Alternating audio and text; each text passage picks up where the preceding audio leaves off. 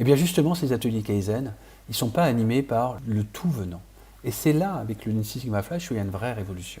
On va pouvoir s'approprier, avec des outils simples, évidemment, qu'on va travailler, qui nous nécessitent un peu de temps, mais beaucoup moins que toute une organisation, Lean Six Sigma, Green Belt, Black Belt, et beaucoup plus appropriable.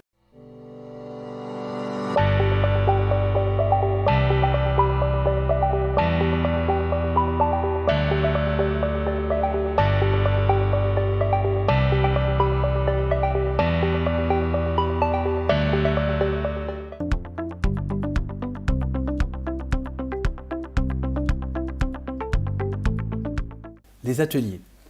Comment est-ce qu'on anime en fait une communauté de personnes qui sont très prises par leurs tâches opérationnelles, leurs autres activités, lorsqu'on fait un projet Lean Six Sigma ou un projet Lean Six Sigma Flash?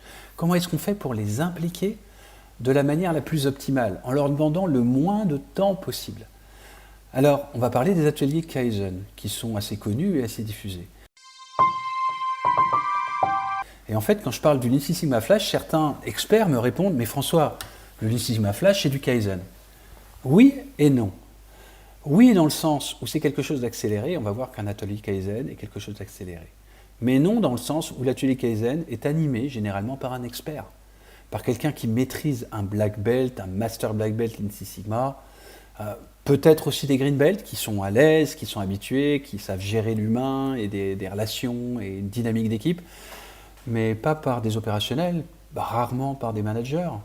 Peut-être aussi par des experts en lean, manufacturing notamment, qui sont souvent différents, on va dire, du Lean Six Sigma. Et bien justement, ces ateliers Kaizen, ils ne sont pas animés par le tout venant. Et c'est là, avec le Lean Six Sigma Flash, où il y a une vraie révolution. On va pouvoir s'approprier, avec des outils simples, évidemment, qu'on va travailler, qui nous nécessitent un peu de temps, mais beaucoup moins que toute une organisation, Lean Six Sigma, Green Belt, Black Belt, et beaucoup plus appropriable. Alors voyons comment nous approprier ces ateliers Kaizen. Alors déjà, ça veut dire quoi, Kaizen?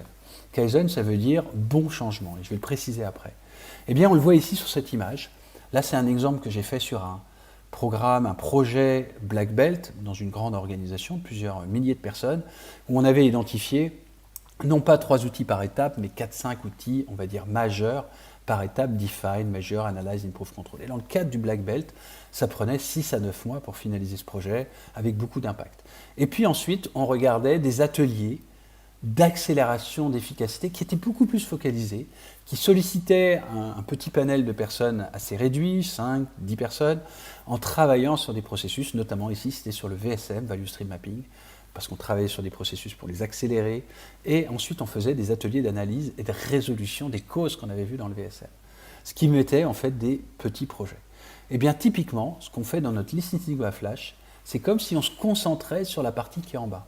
On va faire des ateliers qui vont durer 5, 6, 10 semaines, faits par des personnes juste pilotes Lean Six Sigma Flash, peut-être épaulées par des Green Belt et des Black Belt, si vous avez ça dans l'organisation, mais ce n'est pas indispensable, et qui vont conduire sur une durée plus courte une série d'ateliers Kaizen. Kaizen, ça veut donc dire découper, et c'est bon. Donc c'est identifier là où ça ne va pas. Alors ici, vous avez dans l'organisation Kaizen, à l'origine, on va mettre un champion qui va être sponsor, un animateur Kaizen, un menteur, un coach, un responsable d'équipe, un sponsor, et toute une équipe. Oubliez ça. Je fais exprès de le mettre pour montrer en quoi le Lean Six Sigma Flash permet de faire à échelle beaucoup plus appropriable, beaucoup plus rapidement. Je vous donne juste les clés que j'utilise, que d'autres experts, nombreux autres experts utilisent dans le Lean Six Sigma ou dans le Lean pour déployer le Kaizen avec des investissements massifs. Si vous avez l'opportunité de le faire, si c'est le cas de votre entreprise, go, allez-y, n'hésitez pas. Mais ce n'est pas le cas de la majorité des entreprises, encore moins aujourd'hui. Souvent, la démarche n'existe pas. Donc comment est-ce qu'on fait pour s'en sortir? On s'en inspire et on fait quelque chose de beaucoup plus simple. Donc vous allez identifier les différentes personnes, vous allez préparer votre atelier Kaizen, ça c'est toujours valable.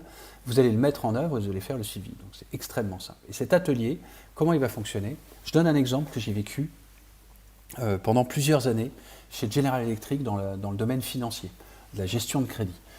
Et il y avait une préparation en fait énorme. C'est ça que je vais vous montrer ici. C'est qu'en fait, il y avait 5 à 6 semaines de préparation de l'atelier Kaizen. Puis ensuite, il y avait un atelier qui durait une semaine avec une quinzaine, une vingtaine de personnes qui étaient totalement dédiées. On ne faisait rien d'autre que cette semaine en fait Kaizen. Et puis après, on repartait. Et j'ai vécu le même type de transformation, par exemple chez Alstom, dans l'industrie, où on a fait des semaines de transformation, où il y avait, par exemple, dans une usine de 300 personnes, les top 15, 20 managers, top managers, et experts, en fait, de l'usine.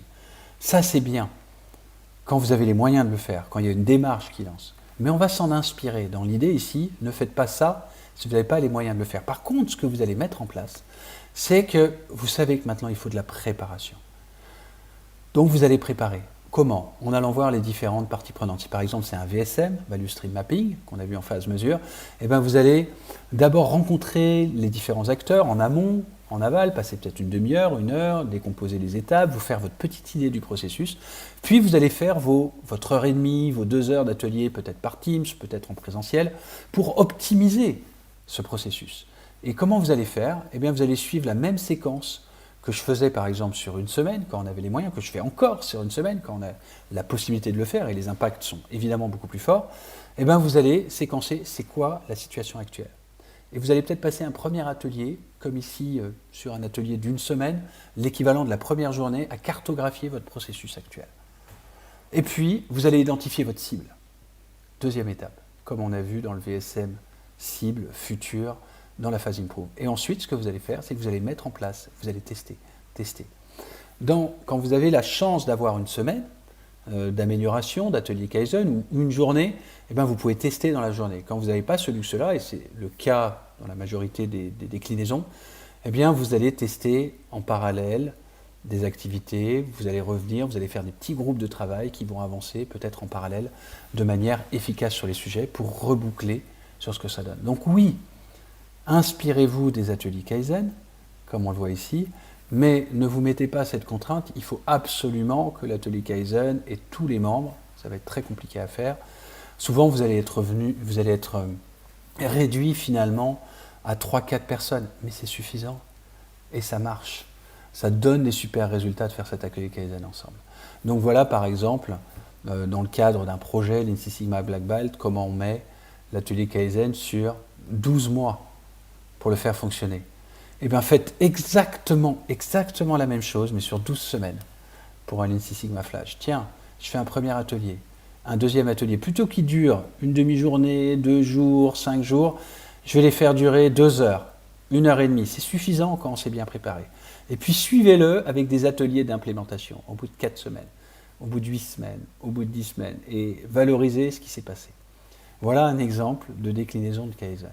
Dans les Kaizen, ce qu'on met aussi beaucoup en place, c'est des suivis en fait, de tableaux de bord visuels qui permettent de voir en fait, où en est l'équipe, quels sont les enjeux, les objectifs, les standards, les actions, les plans d'objectifs qu'on a mis en place, les leçons qu'on a apprises. Alors évidemment, dans un atelier Kaizen majeur, on va se focaliser dessus, on va avoir plusieurs dizaines de personnes parfois qui vont être dédiées pour ça. Et je le vis encore dans pas mal d'entreprises. Mais c'est trop rare aujourd'hui et c'est contre l'intention qu'on a dans le Lean Six Sigma Flash de vraiment être efficace et d'apporter de la valeur opérationnellement au quotidien pour la plupart des gens. Donc reprenez aussi ce tableau de visuel, de suivi et partagez-le de manière simple dans un PowerPoint, dans un tableau visuel pour montrer le progrès. Tiens, voilà le processus, voilà les indicateurs de délai, de problèmes de qualité, et voilà les pistes d'action. Mais faites pas juste un PowerPoint avec des bullet points ou un email. Faites quelque chose de visuel, comme on le voit ici.